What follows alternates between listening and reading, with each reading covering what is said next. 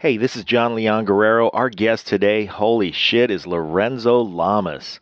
For our younger listeners who may be uninitiated, Lorenzo Lamas was the sex symbol of a generation who scratched every lady's itch. He's an Argentinian Norwegian by descent and the spawn of two leading movie stars, Arlene Dahl and Fernando Lamas. He's done over 70 feature films and more than 500 episodes of television over a long and storied career that included starring roles in the primetime serial Falcon Crest and the action drama Renegade, and it's how he met today's co-host Pete Koch. He's also an accomplished martial artist who has chosen to turn largely away from Hollywood and is now making his living giving tours in a helicopter, either over New York or from LA to the Grand Canyon or over the Pacific Ocean. I'm a big fan, and I didn't get this episode with Pete and Pete. But luckily for me, Lorenzo seemed to have a good time, so maybe he'll come on again sometime when I'm in LA.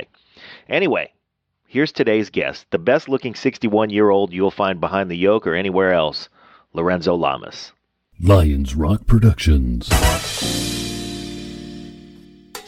This is Jay Moore. This is Greg Proops. This is Jordan Harbinger. This is Dexter from The Offspring. This is Nathan This is East. Sebastian Younger. This is Rick Marotta. This is Stuart Copeland. This is Mick Gillette. This is Andy Summers. Hey, this is Skunk Baxter. This is Gabby Reese. This is Rob Bell. Hey, this is John Leon Guerrero. Hey, and this is Pete A. Turner. Hey everybody, my name is Lorenzo Lamas, and some of you might remember me from a show called Falcon Crest. It was a primetime CBS soap opera on in the 80s, and in the 90s, the show was Renegade, syndicated, and you're listening to the Break It Down Show. And now, the Break It Down Show with John Leon Guerrero and Pete A. Turner. Yeah, we're sitting here. It's Pete and Pete doing it again, and we're hanging out with Pete's friend Lorenzo. So I'm going to let Pete do the talking because he set this up.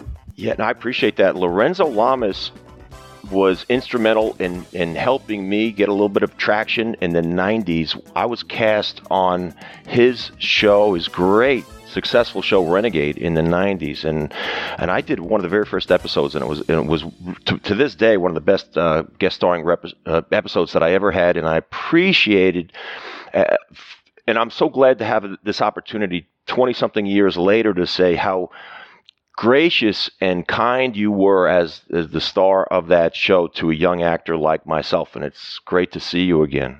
I appreciate that. Well, that show was called, the episode was called Hunting Accident. That's right. Remember? Yeah, I do. And it was a show written by Stephen Cannell. Stephen Cannell wrote and created Renegade, but there were other staff writers that were also contributors to the scripts for the seasons, because we did 22 episodes a season. But Stephen wrote that episode, Hunting Accident, and it was probably one of my favorite episodes. Of course, because you were on it. Of course. But also because it really cemented an early interpretation of the character for the audience. The character Reno that I played, the bounty hunter, fugitive, basically. He was a fugitive running from the law for a crime that he didn't commit. And so he teamed up with Branscombe Richmond, who played Bobby Sixkiller, who was a working bounty hunter. He teamed up with Bobby Sixkiller to basically catch the bad guys, because that's how he knew that. He was a cop before he was framed for this murder. So Stephen was able to really lay out a great character introduction. I think he wrote like the first 5 or 6 episodes of the series just to make sure that the audience really got the character. So it was one of the better written episodes, and it was a lot of fun. That bar fight that we did was pretty awesome. Stephen wrote a character for me that was, it was bigger than life. You don't run from the law as a fugitive in, on a Harley with no shirt on and long hair. That's not the most realistic, way to go about living undercover, right? But there were other aspects of the character that I really felt touched me as a human. The fact that he was a reluctant hero, that he was always forced to basically defend himself or defend an innocent person from an attack from somebody or from a group of villains. And it was that same reluctant hero that we used to like watching Bruce Willis play in the Die Hard movies. You know, if it was up to Bruce Willis and Die Hard, he'd be home, you know, watching football and drinking a beer. And the same with Reno. You know, he never looked for a fight, but he was there to, you know, take care of business when he had to, as a noble person. You know, so the episode with you was really, really one of the better ones because you played a bully, and your size and your presence was so intimidating to a lot of the other characters in the episode that Reno, just drifting through town, because that was the theme of the show. Reno went from one town to another, hiding from the law, you know, and in the process of hiding would find people that needed help in one way, shape, or form. And this town needed help in this episode from you. You were completely controlling everybody in the town. And so it was a wonderful dynamic between the two of us, because I think by the end of the episode, we had a mutual respect for one another. Yes, sir. Right? I mean, our characters basically clashed in the beginning, you know, because you had control of the town. You weren't going to give that up easily. But by the end of the episode, I think we had become, didn't I ride you on the back of my motorcycle? Yes. Crazy. Yeah. Right? So, yeah, we had become close by the end of the show. So lessons learned. And that was a typical episode, you know, where in the beginning, in you know, before the first commercial, the audience would get the setup. They'd get the villain would be introduced. Yeah. Right. We get a picture of where Reno was at this point, and then how the villain and Reno got together, and that by the end of the series, you know, the bad guy had either changed, grown, or gotten put away. You know, and it was just one of those shows that was kind of reminiscent of the older shows that we watched when we were kids, you know, the Westerns like Bonanza. Yeah. You know, where there's kind of a life lesson in every episode. For sure. Yeah. Little House on the Prairie. When you and Pete do your fight scene, right, like you've got 2 black belts. In your own right, you have the ability to defend yourself. But this guy fought for a living for years against the biggest people in the world. Does that, I know everything's set up so nobody gets hurt, but still, I mean, he's an intimidating guy, you know? Yeah. Now, he really threw me through the bar doors. And I really landed in the dirt. We didn't have stuntmen. We didn't do any. We didn't have stuntmen. And you and I coordinated that fight ourselves. Oh, you really did. You're being modest. When that scene and the rehearsal for that scene began, you were very much knew what you wanted to accomplish in that scene, and that was consistent in the way that you conducted yourself on the show. And really, that's the way it should be. But you did it with grace. And when you are the actor, that's the name on the front of the show, there's a great deal of responsibility that goes with that. And you handled all that beautifully. So that was, and for me as a young actor on the show, what a great experience it was. I came back home after the 7 days of shooting that episode, and I felt like I had really grown as an actor, and as the experience that I took from me, I thought, wow, I was trading dialogue with a bunch of terrific actors during the course of making this episode, but I also had the chance to exercise the physical part. Sure. That you know, look, my background is football. Yours is the martial arts, but it's an interesting thing to kind of express yourself and stay within that character. So it was a tremendous learning experience for me. But I just want to jump in and I love the fact that we started out this conversation talking about Renegade, because it's such an important show, and it's a little bit of Americana at this point. All these years, all those, how many episodes altogether? 110. 110 episodes of a show and a character, Reno Reynolds. But previous to that, and it's really notable, I think, that I was introduced to Lorenzo Lamas, just like the rest of the United States and probably the world, through a show called Falcon Crest, which was a massive network sensation. And notably, not only were you introduced to the world as this incredibly handsome and interesting actor, but you were nominated for a Golden Globe. I was. How did that feel? Yeah, it was quite an honor.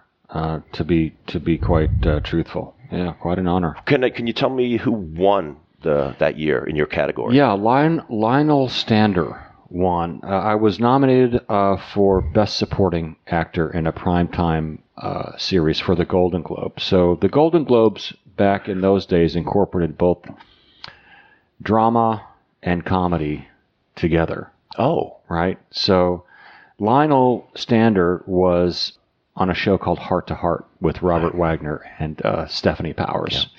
And he had a tremendous career in television playing character actors for years. I was quite honored to be nominated in that, category against an actor of that caliber.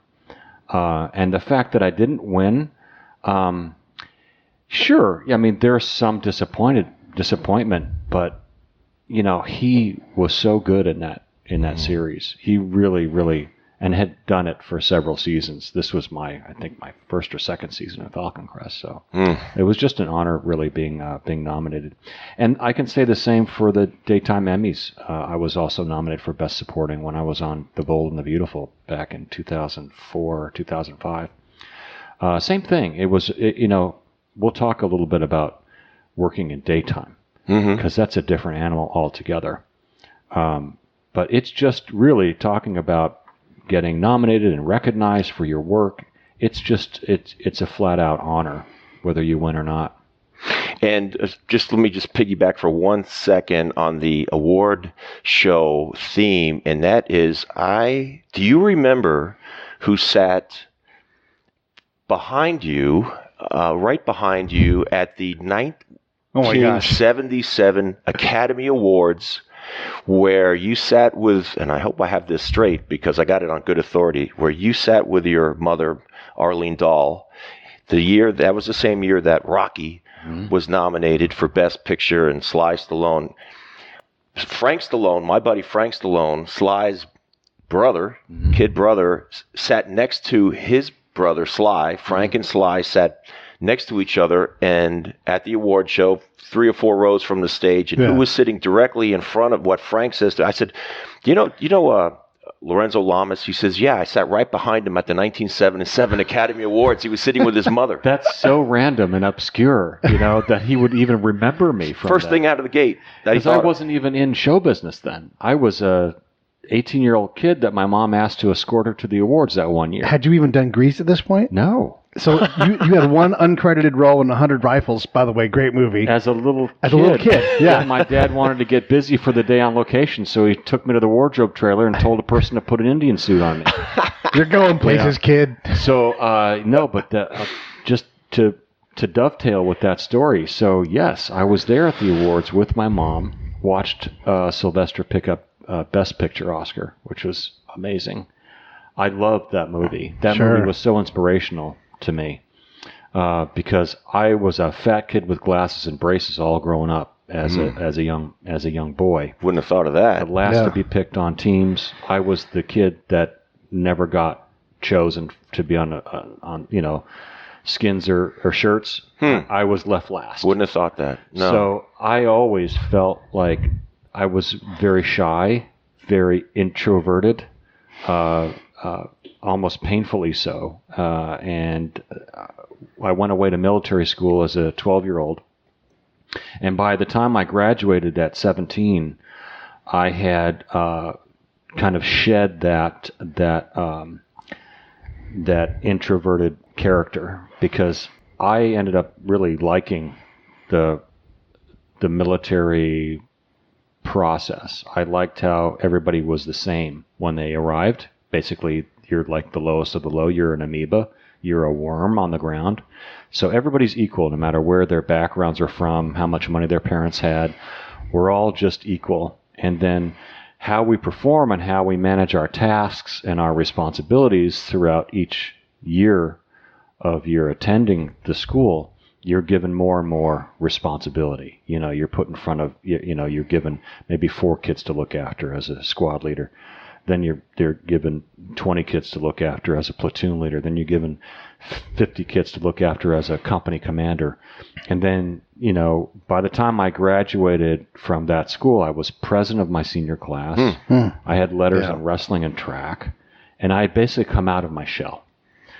It's too bad we don't have schools like that, like as much as there were when we were growing up, because I really do think they help young boys become men and face their fears, But the point of all this is that Rocky was an inspiration to me because of what I went through in high school.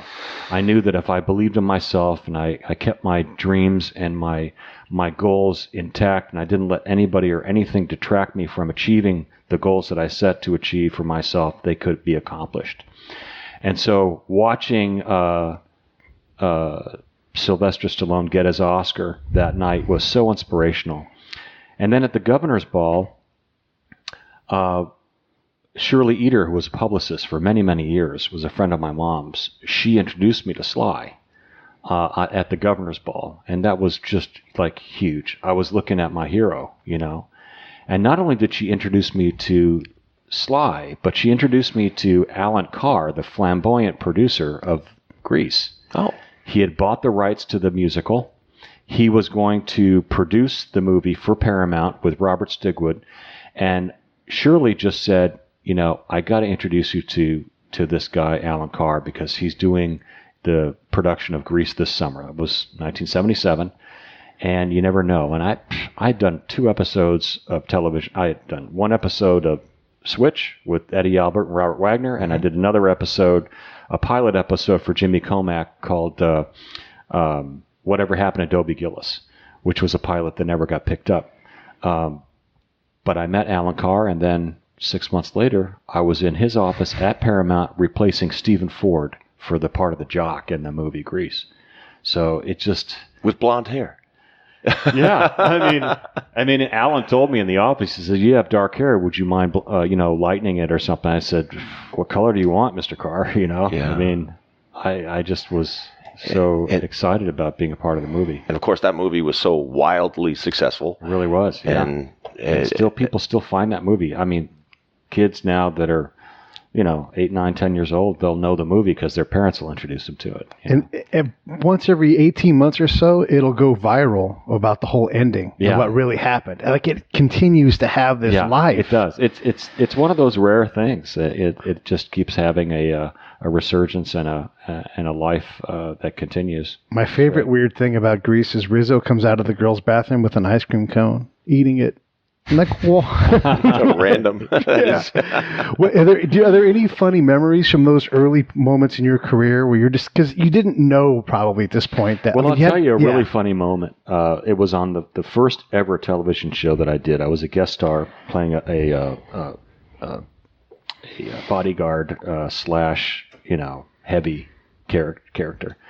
I was 18, I was 210. 6'2". I was a big kid. And so in the beginning, I got cast as jocks or bad guys. Sure. And so in this particular episode of Switch, Robert Pizer was directing it. And I was instructed, and it's funny because Susan Buckner was the target of my hit. I was a hitman. I was supposed to kill her with a bulldozer. And Susan Buckner, of course, you remember, she played Patty Simcox in Grease, the cheerleader. Oh, yeah. So we were boyfriend-girlfriend in the movie Grease, but prior to that, I was trying to kill her on a show called Switch. So the scene is I'm supposed to drive this bulldozer, right? Yeah. Close to the cliff where she's bending over picking flowers. Oh, my gosh. And so I get with the driver, the transportation coordinator, and he runs me through the gears. He basically teaches me how to drive this bulldozer. Oh, what? And he goes, "Okay, that would never happen today. Never happen today. You're going to drive this bulldozer, Lorenzo, and you're going to stop at the edge of the cliff. Then put it in neutral. You're going to jump out. Then our stunt driver is going to get in your place, and he will drive the bulldozer over the cliff to try to, or down. It wasn't a cliff. It was kind of like a really steep grade. Yeah. Right. And the stunt girl, doubling for Susan, was right there on the edge. So I was such an idiot, dude. I mean, I thought I could do. This sounds like a disaster waiting to happen. When we're young and we're fairly athletic, and we think we can do anything. Yeah. So they roll cameras, and I did the stunt. Oh my basically. God! Oh, no. I drove the bulldozer. I mean, good thing the stunt double for Susan looked behind her. Oh, my God. Because I was going right for her, and I'd slow down a little bit, hoping that she would look and see what I was doing. So I went over the grade and drove that bulldozer down to the bottom of the hill, and then I fell out, right? Which was supposed to happen. John Pies, the director, goes, "Fucking cut! Fucking cut!" And I go, "Shit, well, wasn't it good?" He goes, "What the F are you doing? You had to stop at the top of the grade. You are not supposed to drive the bulldozer down the grade." I go, "Well, sorry, Mr. Pizer, I thought that was the character." And then the stunt coordinator came out here, and he ripped me a new one. He goes, "I paid that stunt driver $900 today to come and do that stunt. Why did you do it?" And Johnny goes to the stunt coordinator. He goes, "Well, did we get the shot?" So he goes, "Yeah, we got it." The camera operator, "Yeah, we got it." So they got the shot, and I did the stunt. But that was a very auspicious start to a career that, thank goodness everything went. But that can also finish a young actor's career. Boy. Because yes, it can. People hear about you what get they're doing a reputation as a hothead. You don't listen. It's like, So that was fortunately John was cool about it. But I wanted to go back and talk a little bit about Stephen J Cannell, because he's such an important part of his era of creating TV and everything, and I hate to pass by without talking a little bit about him. My opening question would be his character, that hero who's got some kind of flaw, like maybe he's set up by the LAPD and now he's on the run, whatever it is. He had that kind of a thing. That showed, it's all Sherlock Holmes shows now in the procedurals, right? You don't see that character as much anymore. The hero on the run, trying to avoid things, the A-team, all of those kind of things. Is that just because it's a product of its... I mean, obviously he was incredible at what he did and wrote great stories and we wanted to see him, but Fall Guy's not a show anymore, and it doesn't seem like that would have worked nowadays. Yeah, it doesn't seem like those iconic heroes are believable enough in today's medium to garner an audience that would be as widely accepted as it was back in the 90s. That's where I think animation has taken over now at this point. I mean, in order to get characters that are bigger than life, you almost have to go into, animation. Right. The movies. And just remove that part of reality from the burden of the show to get it to. Like movies like The Incredibles and, that's, I think, where those bigger than life characters have gone, where an audience you can suspend their belief because they're not real. Yeah. Because they're animated. It's difficult to suspend a belief of an audience when they're watching a real person up there portraying a person that is bigger than life, like unless you're watching Superman, But yeah, I think it's just the tastes have changed. They've matured. They've gotten more cynical. I think audiences have become more and more expectant of. They want to see more reality than drama or fantasy. Tell us about the transition. And one thing I want to, is multiple transitions in your career. One of them that I quite honestly didn't know about until I did the research on you is the theater and musical theater. And I don't know how many people know that you had a substantial theater career, The King and I. And how does that fit into the encyclopedia of the career of Lorenzo Lamas? And did you enjoy that? I'll tell you the God's honest truth. Doing theater and writing a show for a cabaret act was out of pure desperation. Because I had been a film actor for 30 years. I had never done any theater. I did one play in high school. I had a little bit of a singing voice that I tried to capitalize on back in the 80s when I got a record contract for Scotty Brothers. Scotty Brothers handled Eddie Rabbitt, John Schneider, Leif Garrett, me, a few other, Survivor, who wrote the Rocky music. Yeah. But one more random. The Scotty brothers were all American football players at the University of Maryland, which is where I played football. Yeah. So Ben and I were really, really tight. We would go party crazy in the 80s. But anyway, I digress. So did you? So the bottom line is, when the acting roles dried up after my last syndicated action show, which was The Immortal, that was syndicated. We shot it up in Vancouver. It was syndicated here in the U.S., but mostly in Europe. That kind of ended in 2001, and it was just a matter at that point of scrambling for anything, right? Because, as you mentioned before, those roles that I played were iconic roles, bigger than life, fantasy roles, and I was somewhat stereotyped as an actor that played those kinds of roles. I was a syndicated action star. Well, when syndicated action, went away, like the late 90s, early 2000s, and to be replaced by reality television like Big Brother and game shows, basically in the daytime, game shows and soap operas basically took the place of where my show was being aired, which was in the afternoons. I wasn't finding work, so I had to scramble to pay the bills. And my mom was friends with Michael Feinstein, who was a wonderful, very successful singer musician. He owned a nightclub in New York at the Regency.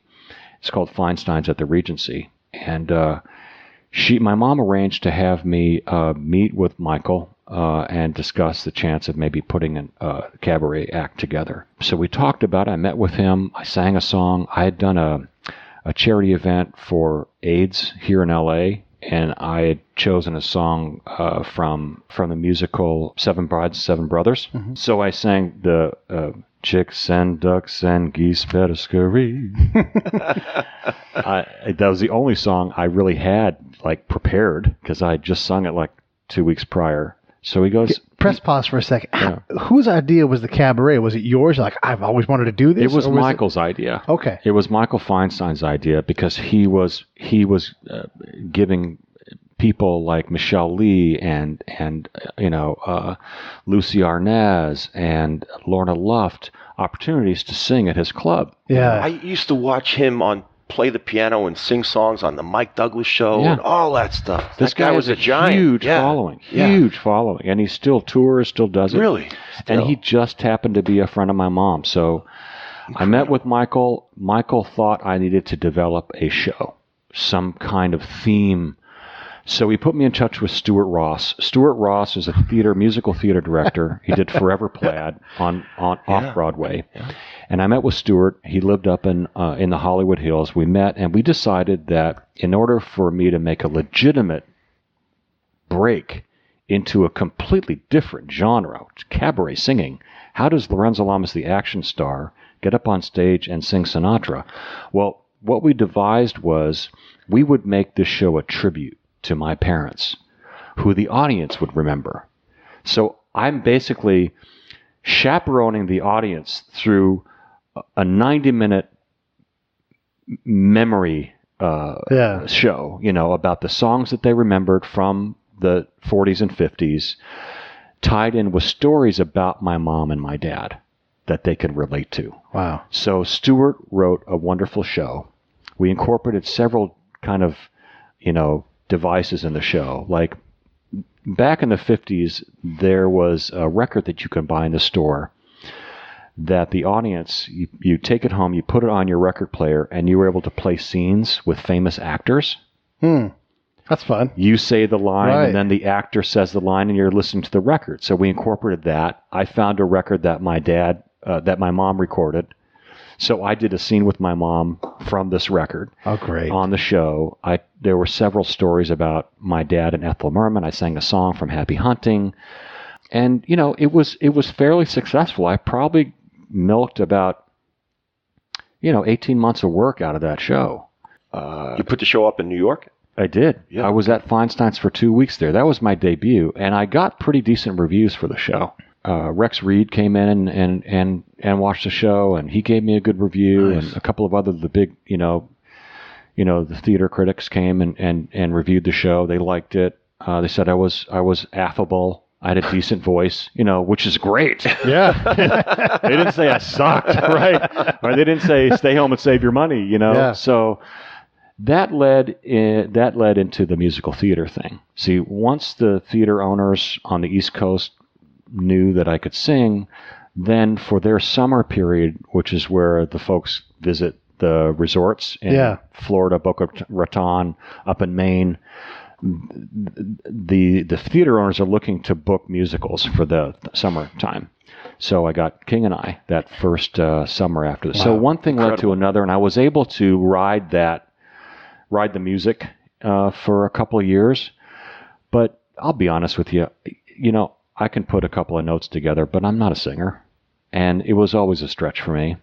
The hardest thing, though, that I ever did, beyond a shadow of a doubt, and one thing that I probably never would have attempted had I not had to, was daytime television. We can go into that, or you want to take a break, but The Bold and the Beautiful. Yeah, that was 2004, 2005. It was just prior to my doing the theater and the cabaret. So doing daytime, I'll explain it as simply as I can. Could I just jump in and say one thing? Yeah. It seems at that point in 2004. That was 2006. I started the music thing, and then the Bold and the Beautiful. It seems to me that you, and I don't mean this in a disparaging way, but you kind of did things in reverse.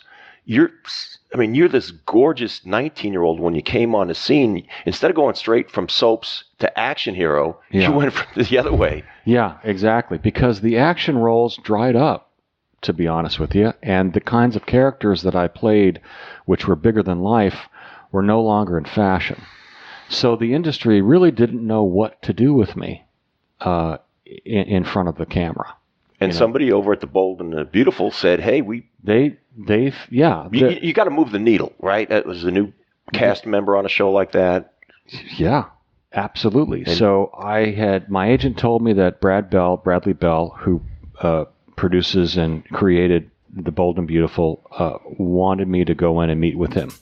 This episode of the Break It Down Show is brought to you by Lions Rock Productions. That's us. We publish, evaluate, and develop podcasts just like this one, consult others to build their own, and create associated content and content marketing strategies. So if you're launching or expanding your social media presence, your business or your personal brand, or if you just want to take your media presence to the next level, reach out to us on Twitter at Pete A. Turner or at JohnLG69 at The Break It Down Show. There's 1,000 ways to get a hold of us. Now enjoy the show. The Bold and Beautiful wanted me to go in and meet with him. So I went in, CBS Television City, there on Fairfax. I went into his office, and mind you, at this point, I'm trying not to look desperate, right? I got a meeting with the producer of a huge soap opera, 25 years at that point of success. Yeah. And what they tell you when you go into an audition, you go in to meet somebody, whatever you do, try not to look like this is a make or break deal for you, because you don't want to walk in there with wearing a suit of desperation. Yeah, because that's not fun for anybody, and they can see it, they can feel it when you're doing an audition scene. If you're not completely relaxed, if you're nervous, tense, everybody in the room can feel it. It's uncomfortable, and no, you're probably not going to get it. Because those people are in that room for that reason, in large part, right? They are good at sussing out what's going to work. They are, and they are also in that room in the hopes that right actor is going to walk through that door and make their job easier. Yeah. Right? So you have to remember that, But so I walked into Bradley Bell's office. He was really, really nice. We sat down and talked. He goes, look, we want to try something here. This is a show that's always been about opulence, wealth, and those that have, not a show about those that have not.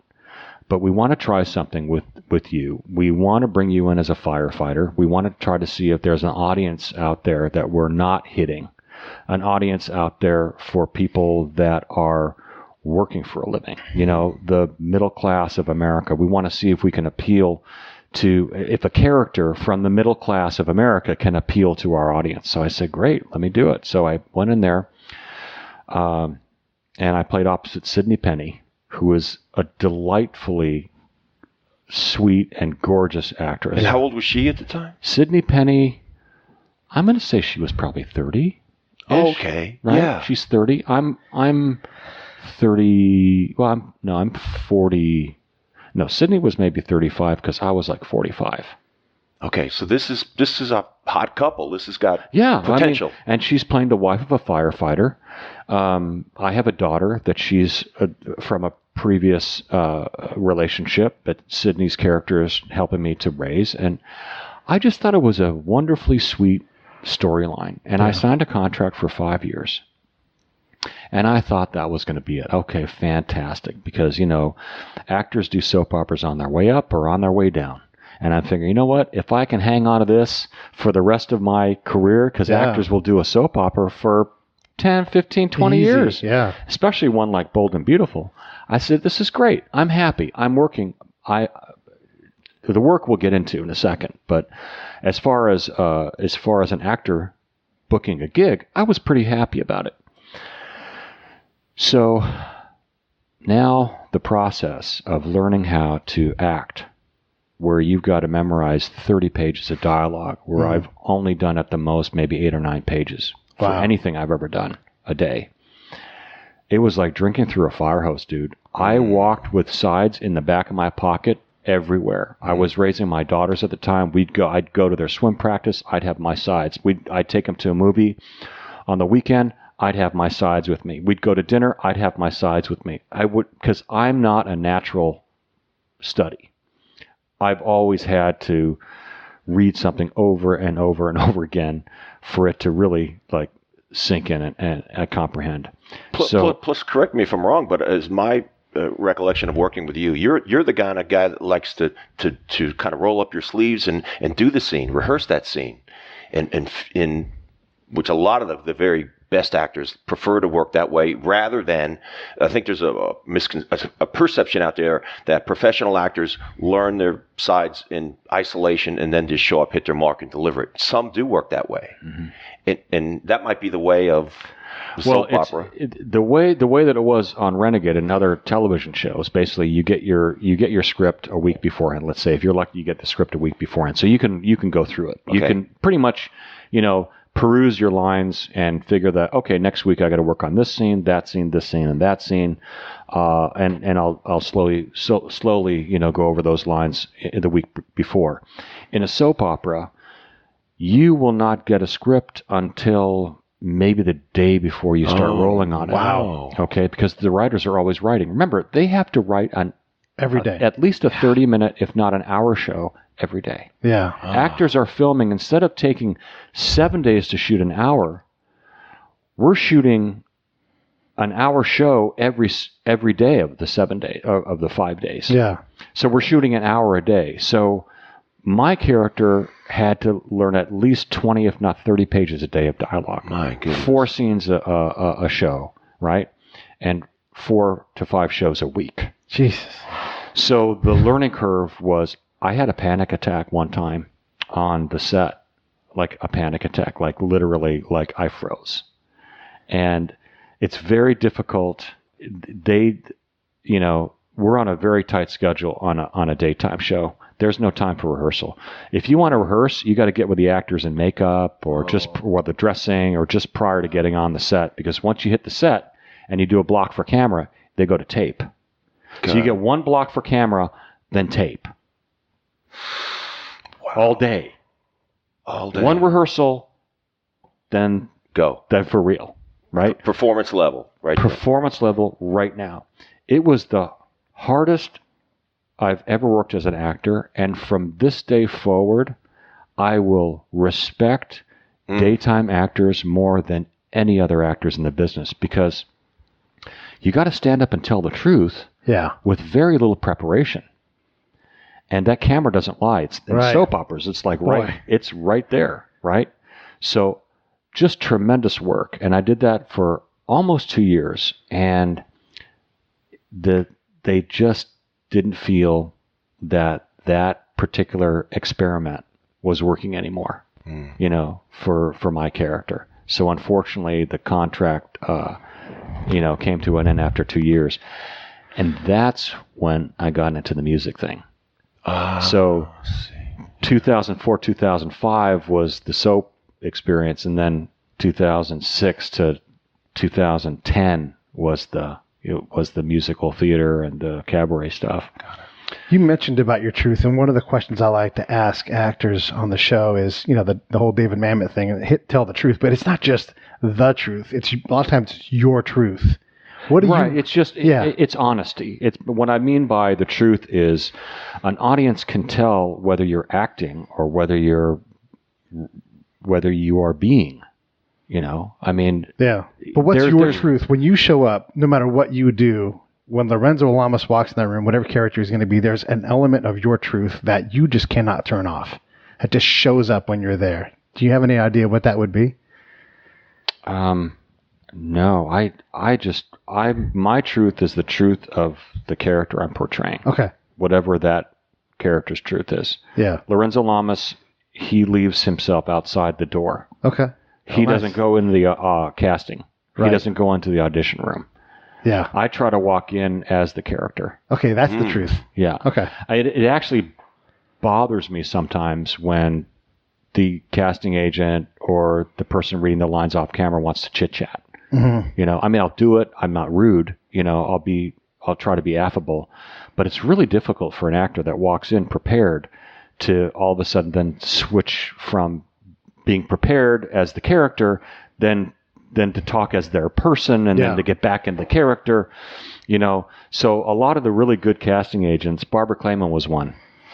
She would just, you would walk into her room and she'd say, "Hi, Pete. Are you ready?" Just like that. It's show business because it's a business, and this is a professional setting. That's it. And to make you maybe appreciate this story, I don't know if you knew this, but I've my side hustle all these years is I'm a personal trainer, and I've had the real pleasure to work with Benicio del Toro for 10 years, and inevitably, we'll discuss acting. And when it comes to the topic, and very recently we discussed this, and I would say that he has adopted your attitude, but to the highest level, and he makes it no bones about it, no apologies for it, that when he's on a set, he's not talking to anybody, and he doesn't want anybody speaking to him. And that includes the cinematographer, which I thought was a little bit interesting. Mm-hmm. And he says there is an exception to that rule, and that if there's a technical thing where he's going to ask me to move, first of all, we should take care of this in blocking. Let's make no mistake about that. But if it's an extraordinary circumstance, that would be acceptable to me, permissible in a sense, but nobody. Otherwise, there's no conversation. Yeah. Because he's like plugged in, dude. It's so hard to break character and then get back into it with the same intensity that you left it. And you talk about the polar opposite of working on a show like The Bold and the Beautiful, where you're forced to, it's the nature of that beast. It's the nature of television to have to break character, right? When the director says cut, everybody goes back to Video Village and they watch the scene, and there's laughing and catering. Craft service comes around with canapes, and it's like, oh, we're just having a big old freaking party here, right? And it's so difficult for the actors, especially in television, because there is such a break in the creative, and to get back into that, it takes time. And that the other end of the spectrum, and something that Benicio has insisted on for not only, but he insists upon his discipline for himself. So he holds himself to that high standard, and then just has an expectation that those around him will honor that. And I have learned so much about behavior, in a sense, professional behavior from him. It's been quite interesting. Yeah. And what a great opportunity for you to get to know a leading caliber actor for so many years and watch the process that he must go through. Yeah. Boy, I'd love to be a fly on the wall in his preparation. I'd love to introduce you guys someday. That'd be great. Yeah. When you talk about the soap opera thing, is that just a different, like if you use the sports analogy, which I try not to do because it's easy, but, on a baseball team, there's probably 27 different jobs. Some guys do more than one job. That's a job, being the utility guy or the left-handed reliever that just, is that acting kind of the same way where the people that end up in the soaps are just great at that particular aspect of acting? I think soap actors could do anything. Really? Okay. They could be feature actors. They could be movie stars. The problem is not their ability. The problem is the category that they get locked into because of their work and because they've been on daytime. The industry is just very, very close-minded when it comes to allowing actors to do their craft. They will pigeonhole an actor because that's the only thing they can see. They, meaning the industry, the producers, the writers, the directors, the casting. It's the only thing they see these actors being able to do because it's what they've seen the actors do. So, it's a double-edged sword, right? Because I've always embraced work, and my theory was that, I remember in the 80s, the word hunk started getting thrown around. I was the new hunk. I was the hunk from Falcon Crest. I was this, I was that. It was this, heart throb was another, adjective they would use to describe, men that were fairly decent looking in their 20s, their heart throb, a hunk. And I used to be asked how I felt about that. Mind you, I'm still looking at the mirror in the morning as a fat kid with glasses. Yeah. So at that point, to be called a hunk or a heart throb, it's like, I liked it. It's like, wow, this is really cool. But not, as an ego thing, just as a confidence building thing. It made me feel good about myself. So I used to tell the press that I didn't mind being stereotyped or categorized as long as I continued to work. For me, that was the way that I was able to, not feel like I was being limited, because I felt like as long as I was working, that's what I'm here to do. The same way that being stereotyped or categorized towards the end of my television career was that was the final blow, right? Because I'd been playing that type of character for so many years that the industry just didn't know what else to do with me. And my agent couldn't even get me in a meeting, to talk to anybody at network television, for even a guest starring role or an arc of shows, and it just, I had a wonderful run, Sure did. And I had to look at that and be satisfied with it, and I am. But an actor has periods of very little work, and I had worked so consistently for 20 years or so that I wasn't really used to having this off time stuff. So, I wasn't self-destructive or anything, right, but I suffered from depression, I ended up getting diagnosed with anxiety disorder and things that were, affecting me. Raising. I got sole custody of my 3 youngest children during that time. Wow. I was struggling to keep a roof over our heads, and booking a nanny when I had to go and do a cabaret show or a theater gig. So it was. I think the that period of time was where I did my most personal growth. I had to find my way out of the dark. And I managed to do that through, funny enough, aviation. Aviation was always a hobby for me. When I was making decent money and could afford to take the lessons and get the ratings and spend the time, buying airplanes. I mean, I owned 3 airplanes, not at the same time, but one after the other. That was always something that allowed me to leave my Lorenzo Lamas, the actor, famous person, and get in a cockpit of an aircraft and talk to air traffic control, and they just know me as, 427 Lima Sierra. Yeah. Which is such a relief. I'm a pilot. I'm just a pilot. They don't know me from Adam. Yeah. When I'm up here flying with the airliners and I'm flying with, other aircraft, and we're talking to each other, and there's a whole phraseology, a whole world up there in aviation when you're on the radio. And I just found that to be a tremendous, what's the word? Just a tremendous fulfillment in a sense of self-fulfillment. Mm-hmm. Like, I might not be able to work as an actor, but up here, nobody knows that. I'm a pilot. I'm in an aircraft. I have just as much right to this airspace as the Southwest jet on approach. And actually, the whole reason why I switched careers was because I went to do my my aviation medical. Every couple of years, you got to do a medical exam to make sure you're fit to fly.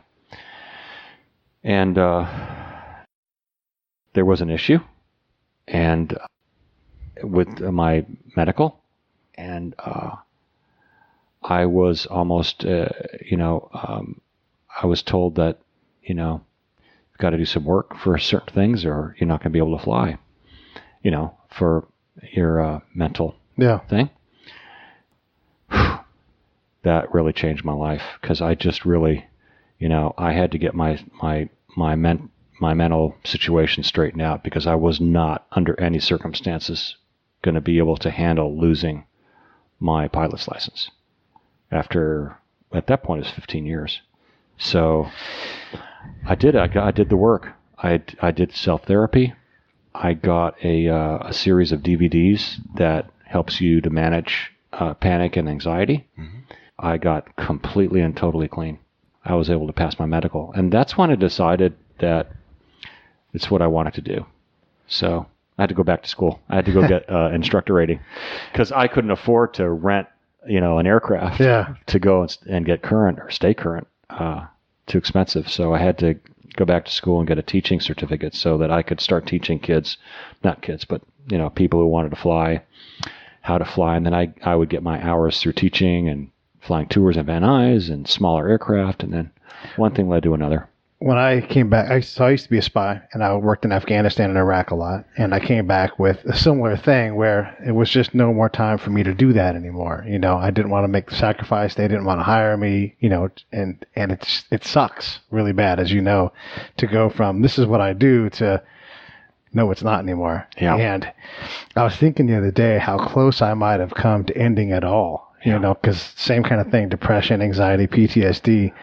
And I thought, I never got to the last straw that would break the camel's back. Right. But goddamn, there was a lot of straw in my back. Yeah, there was a lot. Yeah. And when you go through that straw, you're like, all this straw over here, why is that even on top of me? Like all this extra, this isn't even reality. You just throw that out. And I started inventorying and going through. It's part of the reason why I do this now, is to find stories and that kind of thing. And it absolutely is a big reason why I'm still around, is I found something that... Yeah.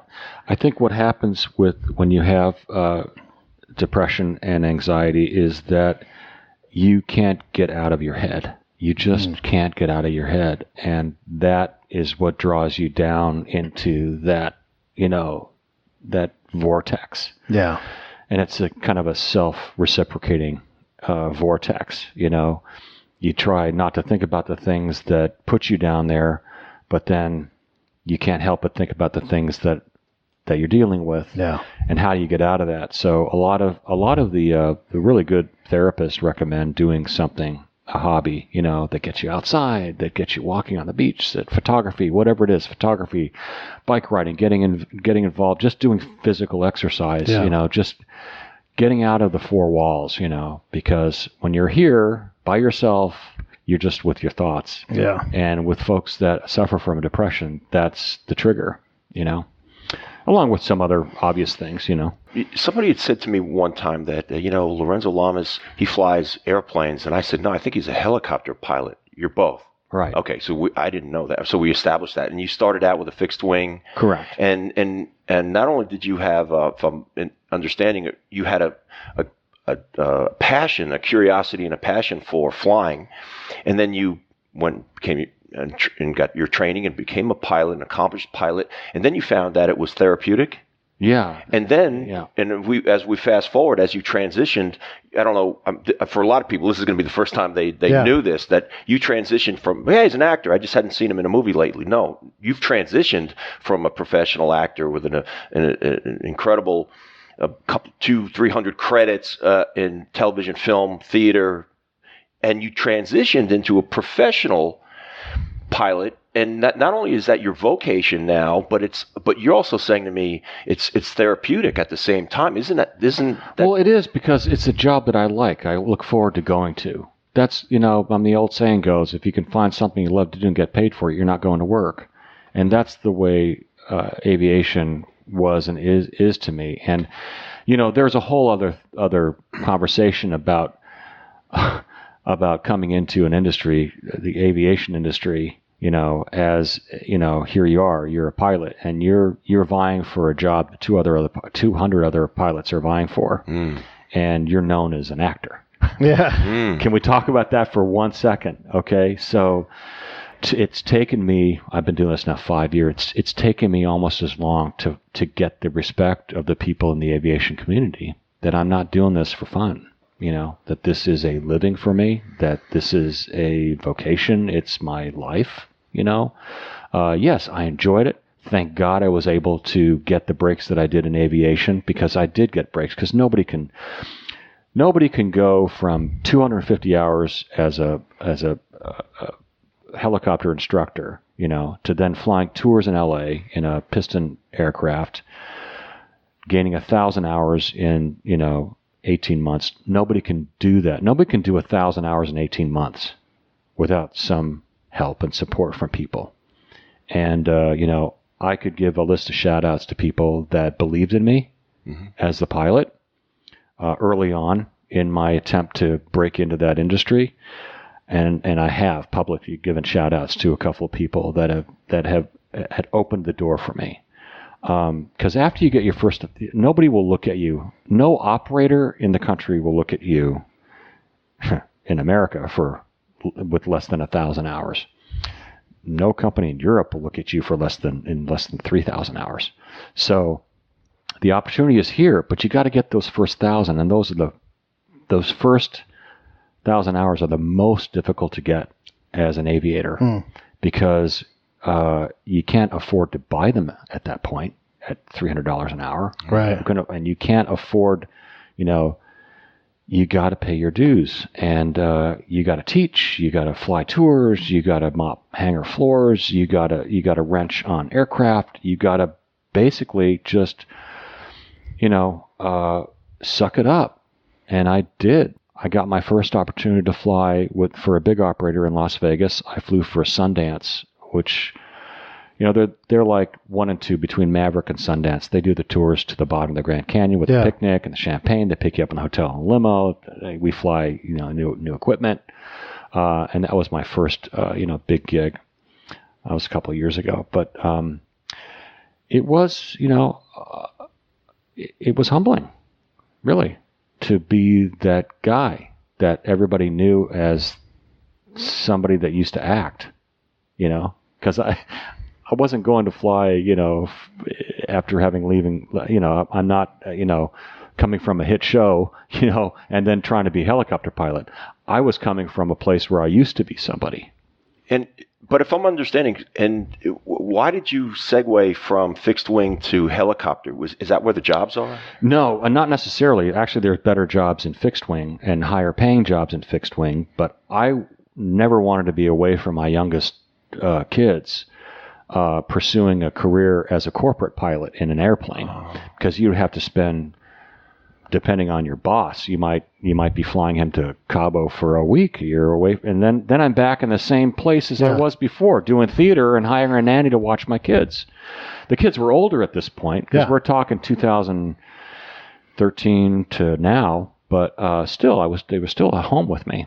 And a helicopter basically has a smaller diameter of operation, so we're about 2.5 hours from, anywhere. So helicopters do EMS, emergency medical. They do news. They do charter. They do sightseeing, and all of that basically encompasses a relatively small area in your hometown. Yeah. I mean, I did have to move to Vegas, and I took one of my daughters with me. The other two stayed behind because they didn't want to come to Vegas. My oldest daughter at that time was a senior at high school, and she wanted to finish high school with her classmates. I understood that. And my youngest daughter at that time just didn't want to move to Vegas. So I took my middle daughter, who at the time was 16. She was a junior. She was starting her junior year, so I took her, and we lived together with my last wife. And it was a challenge for everybody, being away from the two and just having the one. It was... the one missed her two sisters. The two sisters missed me and the one, and it's just like it was tough. But we all had a family meeting about it. We all sat down at the dinner table, my three daughters, my wife, and I, and we put all the cards on the table, and we got their honest feelings. And they, at that point, were old enough to tell me what their feelings were. Yeah. And the youngest at the time was 13, and she goes, "Dad," she goes, "you got to go do it." And that's a 13-year-old kid. Yeah. Yeah. So, but that's why I chose helicopters, because it kept me in a smaller area. I could come home for dinner. But I think what's notable, just to wrap this up, this section of your life story is you're a helicopter pilot for I guess 5-6 years at this point, but you've got 2 decades that or more experience as a pilot.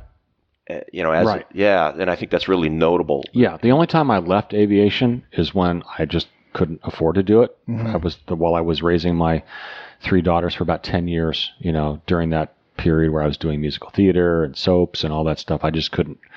I couldn't substantiate, going flying around, for a $300 hamburger when my daughter needed karate, or she needed a cheerleading outfit, or I just. That's hard. So I left aviation, but then I got back with a vengeance. I went back into it with the serious intention of making a career out of it. I just really focused. My sister, God love her, she basically sponsored my going back to flight school and getting my helicopter instructor rating. So without her, obviously, I wouldn't have this career. Because I had to find a way to get those hours. I have one question I have to, before, I know we're nearly wrapping this up, but man, when's the book coming out on your life? This is the craziest hour I have spent talking with another human being in my life, and I mean that as a compliment. Yeah. It is really a spectacular and dramatic life. Like, I've never met anybody like you. We will, we're gonna get it done. Okay, at some point. Yeah. Thank you. I'd love to do a book at some point. I think if anybody out there who had any inkling that they wanted to come and pursue a life as an actor in Hollywood, you have. I don't think there's anybody that can. You can go blow by blow and talk to people about how the business works, how growing up in the business as a product of 2 movie stars, all the way through. But Lorenzo, really, and it's remarkable. And then at the end of the book, at least if it ended now, certainly not the end of your life, but you're a professional pilot who still has some tentacles in the Hollywood business? Sure, it's more like a hobby now, whereas aviation was a hobby before. So I mean, you flipped them. I flipped them. Drives my agent crazy because he knows he can't book me on a Hallmark movie because I won't quit my job as a pilot to go to Canada for $15,000. I'm not going to do it. I mean, I got too much time and effort and blood, literally blood, sweat, and tears invested in this new career of mine, and I'm enjoying it. I mean, I don't make the kind of money that I used to make as a television star. Yeah. That's a given. Yeah. But I'm much happier now. My life has such tremendous quality now. I have time for my kids. I'm doing what I love. I live, on the beach in the most beautiful coastline, practically in the world, I think. I think Southern California, the coastline, like Laguna, I think it rivals some of the Mediterranean, It's gorgeous here. Some of the Mediterranean cities like Portofino. I mean, have you been to Italy? Have you? It's just it. You owe yourself a trip to the Mediterranean just to be able to compare it to what we have, dude, because I wouldn't trade what we have here for anything. And, I've been in a lot of different places. I'm sure you have. Yeah. Is Long Beach your home airport? Yeah. Oh, that's great. Yeah. So that's where our hangar is. We have 7 aircraft. We've got 4 A-Stars, which is the French-made turbine helicopter, seats 6 people plus a pilot, so it's 7. And we have 3 Sikorskis, which are the twin-engine 9-passenger helicopters. Island Express Helicopters is the name of the company. So the main business for the company is to fly folks to and from Catalina Island. So I'm flying over the Pacific Ocean almost every day. I'm seeing dolphins. Whales are migrating now. They're going up to Alaska to spend the summer. So I'm seeing all this marine life, and I'm just living a dream. Do people request you as their pilot? They can, yeah. They can. So my schedule differs from month to month, and I usually get my schedule for the next month towards the end of the present month. So I have April now. I won't know May until the end of April, but yes, they can absolutely request me to Where do they fly. go to do that? They can go to iexhelicopters.com. Nice. Be fun, huh? Yeah. Thank you so much for hanging out with us. My pleasure. Yeah, it's great seeing you guys.